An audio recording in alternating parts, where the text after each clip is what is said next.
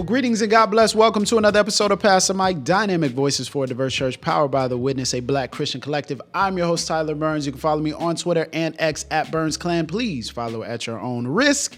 And joining me today is not Dr. Jamar Tisby. We have, of course, Sixth Man of the Year, Ryan Gentry, the video producer, the incredibly wise young Black Christian believer. What's going on, Ryan? How you doing? Did you say follow me on Twitter and X? Did I say Twitter and X? I felt like I said Instagram and X, but maybe I might have been thinking about Twitter. Dang, okay, we'll follow me on Instagram or X. See, now you're man, get off this. I can't wait to go back. I'm gonna have to go back and edit this, and I'm gonna see if I just totally gaslit you right there, and I'm gonna feel awful. But now I'm thinking I said it. No, don't think too hard about it, bro. That's wild. Like the one time I mess up the intro, like the video producer's like, nah, bro, like. Man, what's going on, man? You were talking about something really interesting that I found, and especially someone who is adept technologically, knows a lot about algorithms. You were talking about your algorithm, something that just kept coming up in your algorithm, and it was kind of interesting to me. Man, everybody here. Bo was talking to me about my algorithm earlier. It's everybody's getting in my business about my algorithm. Of course. It's kind of a personal vibe, man. I'm trying to. No, I was talking to y'all because the other day. Scrolling through, I think it was Instagram, maybe Facebook. I don't know. I got an advertisement with a picture of a very prominent pastor saying, learn preaching, like a preaching masterclass. I'm like, learn today. And I was a little bit disquieted by that. I was like, that's kind of weird. I mean, the algorithm doesn't know, but it feels strange to me to start at preaching. As someone who's gone through church hurt. And I feel like that, like right now, the movement is just very hyper aware and suspicious of ultra charismatic, right. Like meaning like personable, not in the spiritual tradition. Charismatic people that misuse their power from the pulpit. It seems oddly timed, I guess, or at least oddly timed to be sold out of context. Right. And so I brought that up to you because you're a pastor and you're a great preacher. Man, it's wild, bro. Like that's a very intriguing. So like, what bothered you was the idea of them kind of marketing to a specific type of audience. Yeah, especially a type of audience that may be, for lack of a better word, intrigued or seduced by the opportunity to wield that much power, to have that particular platform. Yeah. And do you feel like it's something that you see where you're at? A lot of people desire to be preachers or speakers or, wield spiritual authority, so to speak. Yeah, I think especially in the social media age, there's a big romanticism with the idea of being the one that brings this awesome message, being one that's respected, cared for, known by a lot of people. I think on one note, that's not really what being a preacher is about. Right. I mean, I'm sure you could speak more to that. But this idea of being really well-versed and trained in visibility, I'm sure is a huge draw to a lot of people. I think even me reading that, it would be cool to be able to communicate a message on stage really well. I'm terrified of public speaking. Really? But wow. Yeah. So I just thought it was an interesting and could very easily be not co-opted, not appropriated, but misused. Misused. Yeah. I that. If in the wrong hands, and especially if you're not called to preaching, if you're not called to be a pastor, that is a course about how to be, spiritually abusive. That's a course on how that hands the keys over of. It's an incredibly sensitive role where people trust you, and even if you don't intend to, if you don't have the building blocks, if you don't have the bedrock, and you're just learning. The Jesus, how to win friends and influence people plus Jesus. Right. It just seems like a recipe for disaster. I was a little bit freaked out by that. But that's so interesting, especially from the context of, there's two ways that you can look at it. So the first way you can look at it is you're marketing it to preachers. And by marketing it to preachers, and maybe we don't know, they have like a a line of demarcation or a line of defense that says, are you a pastor? Like, Yeah. are you a whatever?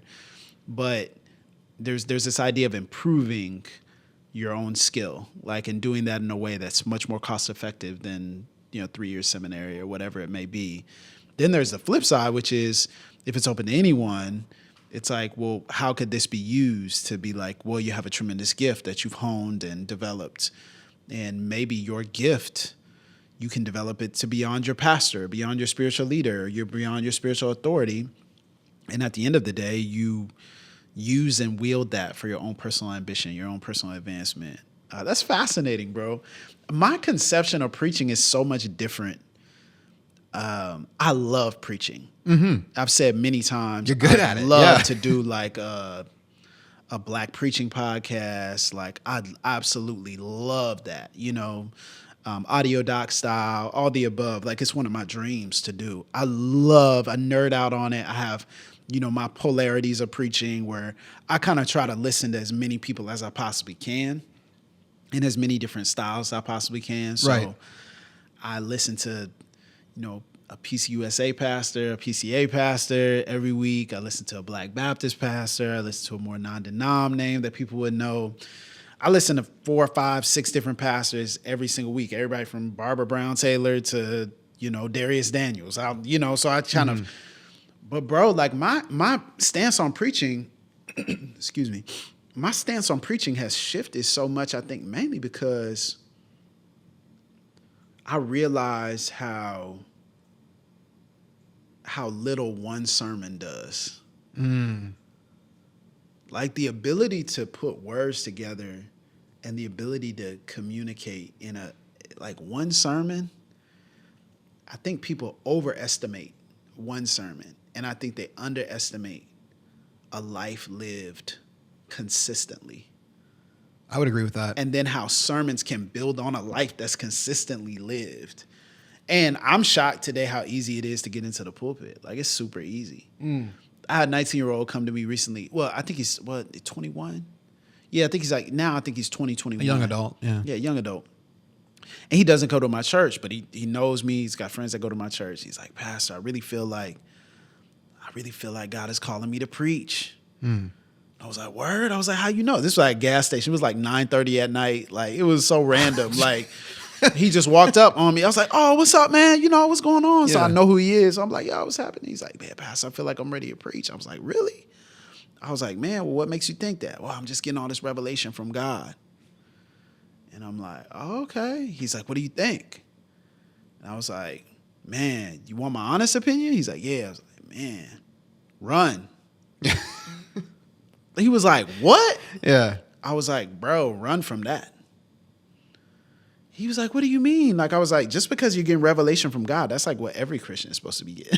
Yeah. You know what I'm saying? Like, I'm not saying you're not called. I'm not saying you don't have a choice in the matter. I'm not saying you're not gifted. I don't know. I haven't heard you preach. But the bigger deal is, why are you so thirsty to, like, get on stage and wield authority? You don't even know what it is yet. Why not go to a trusted, like, group or something and share that in your church group with a beloved community that you have there, like, where they can ask you questions as well, where they can have a dynamic conversation, and you don't get to talk at someone for an hour if you're not ready for it. Yeah, like, that's the bigger deal. Is like, we're propping up an antiquated model, and the antiquated model is a monologue for 40 minutes or 45 minutes. Truth of the matter is, we're moving more toward dialogical sermons, or inductive model, or conversational, groupthink, like all kinds of things, like wrestling with one another in dialogue, in conversation. So it's just been fascinating to watch that.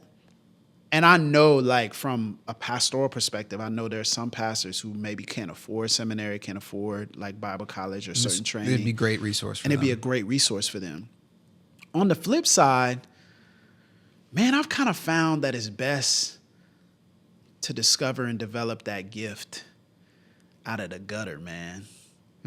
So it's funny. I'll tell you, when I started preaching, bro, I accepted every invitation. Yeah. I got some funny stories, man. I would preach everywhere. I'm sorry. I'm picturing you, like, preaching at, like, a kid's birthday party. Dude.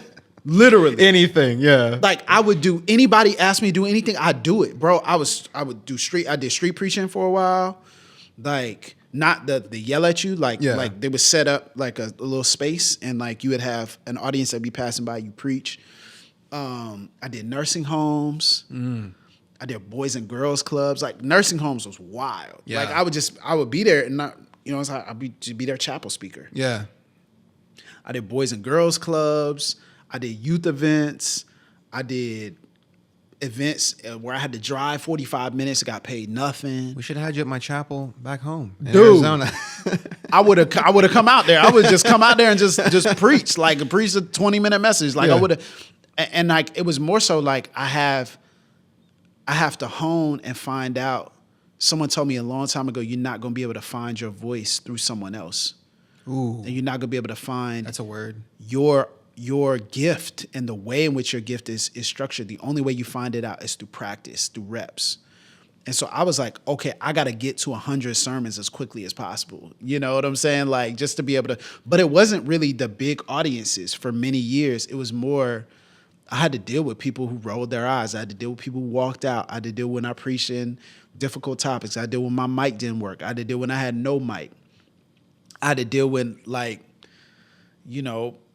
people just sitting there, nobody responds. I did bombing sermons, like doing terrible, like, and I feel like people just want an easy path to like being incredible. And social media is fooling y'all. Like the easy path to being incredible doesn't exist.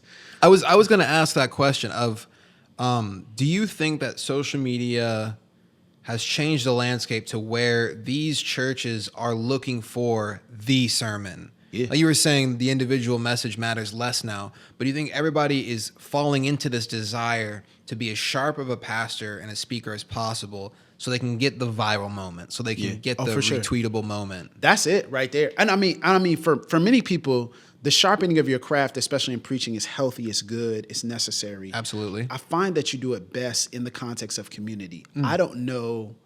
I don't think I've ever bought one of those like preaching things or like, I can't remember ever doing that. I think I've been in environments where I've maybe gone to like a one-day thing or something like that. But I don't know what that could teach me about me. And I think this is the bigger deal is when you separate craft, one of my friends has this idea of craft and character, but when you separate craft from character, you can't do that in the context of preaching. Like craft and character go together. Right. Like craft and character are one and the same. It's not stand-up comedy. It's like you can't separate and be like, oh, you're so skillful. Like, no, like what does your life look like? And how do you live? What do you believe? And so I think if you want to find out how to be the best possible communicator preacher you can be, you don't get it from a masterclass. You get it from community. And in the community, you find more things about yourself and you open yourself up to feedback and honesty. You fall on your face and you struggle and you get up and you try again. It's like anything, you learn it. And I think for some people, they've fallen into two traps. The first trap is I'm not going to work on it. God's going to give it to me. Yeah. Oh, and the second trap is like, I'm going to work on it all myself and just focus on being the best possible preacher and speaker that I can be. And I think those are both two sides of the same false coin, where I think you grow by working, but you grow by growing in community and your character. You'll be a better preacher then. Like you'll be a way better preacher. And also like I think it's dope to acknowledge, man, in the kingdom of God, everybody's not supposed to be a 10. Right. Like the number of people that can deliver a sermon at that level are very few in the world. And so everybody's like, I'm going to be awesome. It's like, dog, probably not. Like, but I do want to, we'll take a break and I want to come back just for a few minutes and talk about something that I think is really important, the difference between preaching and speaking. So we'll be right back on Pastor Mike. Well, greetings and God bless, family. This is your host of Pastor Mike, Tyler Burns, and I am so excited that we're still doing Pastor Mike 11 years after we started. Think about this. 11 years after we started, we're still doing this. And the reason why we can do it is because people like you have supported us from the beginning. We would not still be here if not for the support of people who are our patrons. And if you go to patreon.com/PastorMike, if this podcast has helped you in any way, shape, or form, if we've encouraged you to think more deeply about race and justice, if we've inspired you to make change right where you are, if we've been an oasis in the desert in the midst of toxic church spaces, we need your help. We need your support. For just a few dollars every single month, you can keep us going. You literally, as our listeners, keep us going. So head to patreon.com/PassTheMic. We're passing the mic to you for your support so that we can continue doing this podcast that so many people love. Thank you so much for your support. If you are already a patron, and if you're not, just a few dollars a month.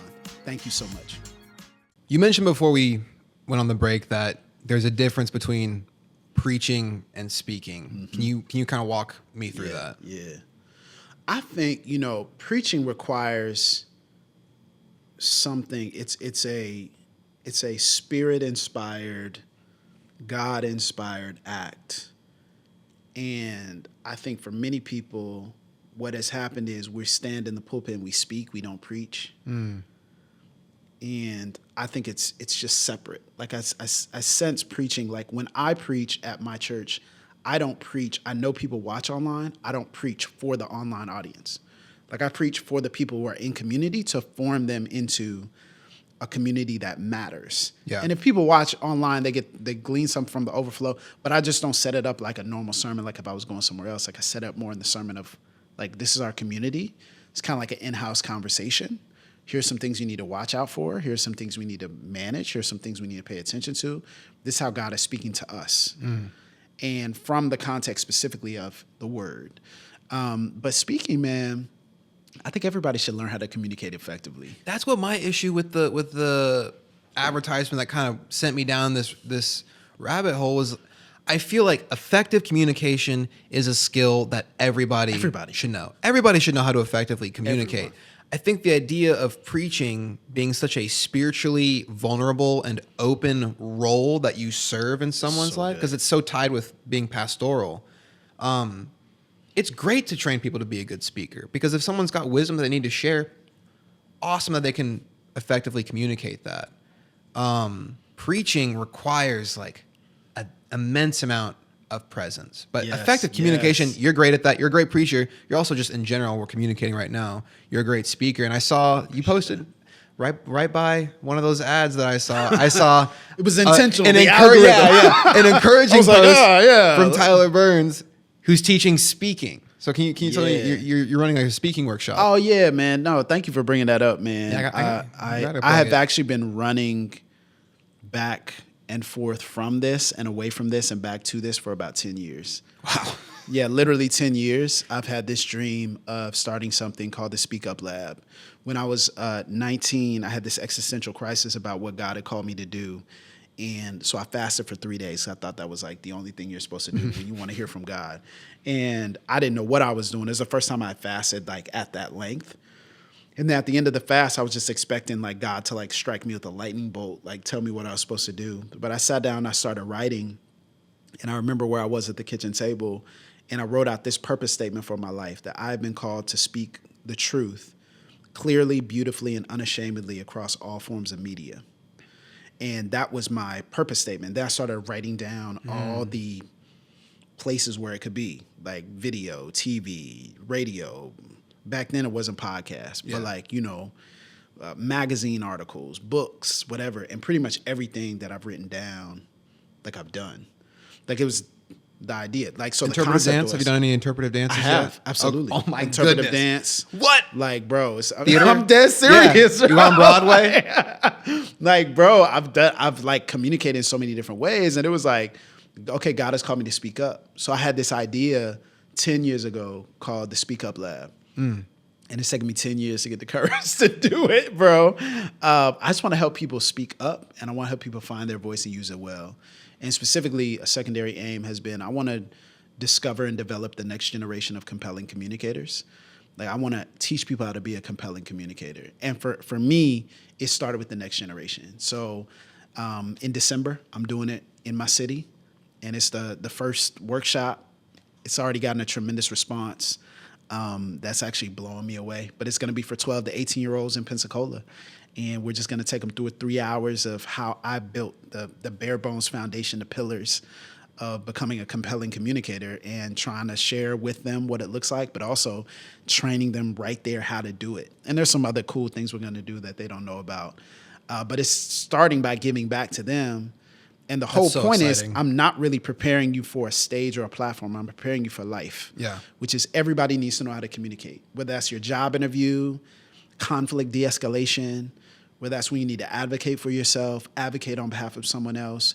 Yeah, sure, give a speech. Yeah, sure, like advocate for someone in a courtroom or a boardroom. But wherever it is, I want to give you the tools that I learned from a young age on how to communicate and how to stand up and use your voice well.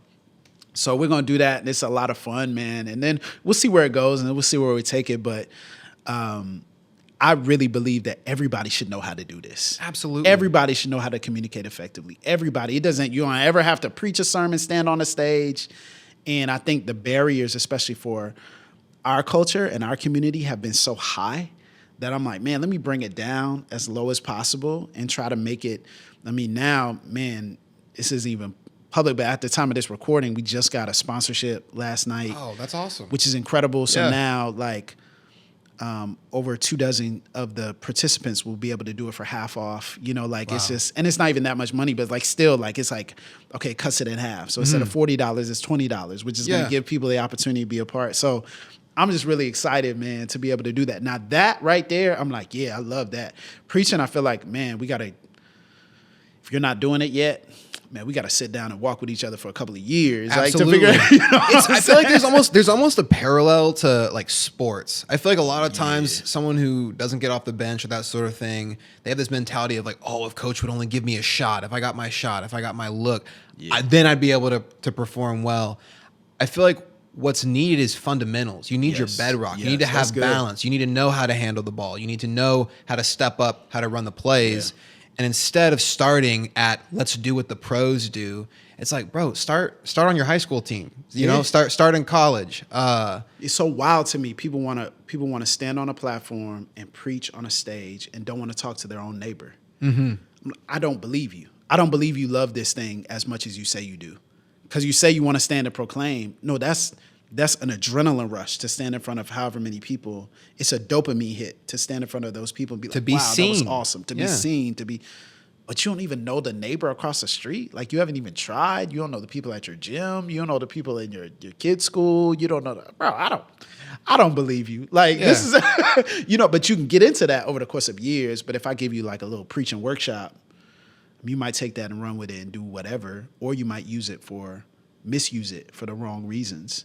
But I can teach you how to communicate effectively. Mm-hmm. Like, let's get into that, and we'll build on that. And so build your fundamentals, and then you can play with that once you get the basics. But yeah, man, I'm excited. I'm glad you brought this up because it really makes me think about how we use, the gifts and the talents and the spiritual gifts that we have within the church, and how we market those and how we tell about those and how we have courses, all the above. So it made me think about some things and process, like, how are we going to actually do this well? But also, how does the church need to shift its process for bringing people in and putting them on platforms? Because that's what you're talking about. Is there a process for this platform? So that's We're not just good, looking bro. For people to be famous on Sunday. You need bro. To be holistic about it. I think everybody who's listening or watching is going to have a story of like experiencing this in a church context. I would love to hear these stories. Like, have you seen it's a little too easy for people to get on a platform? And what do you think should be a process? What would make you feel safe as a member of a congregant of a church, as a parishioner, to be like, well, I trust this pastor? Mm-hmm. What process, what would give you that confidence? So we'd love to hear from y'all. Ryan brought up something incredible. We'd love to hear what y'all think. Obviously, if you're on YouTube, you already see us. So put some in the comments, subscribe, hit that notification bell. You won't miss any of the PTM episodes. If you want to support us, go to patreon.com/pass the mic. And Where of can course, they find your speaking course as well? Oh, yeah. Thank you, bro. I'm almost missed the most important thing, man. But speakuplab.org. So speakuplab.org is the website. It's going to be incredible. So it's just for people in Pensacola right now, but I will be opening up a little bit of a speakers cohort. So stay tuned for that. You can follow us there. And stay tuned. Stay tuned for that. Obviously, follow me, Burns Clan. I'll be putting everything on there until I get a team that can run a whole IG. I was getting ready to start a whole new IG on Facebook. I was like, I can't do it. Like, until I get a team, just follow me on Burns Clan. So we'll see you soon on the next Pass the Mic.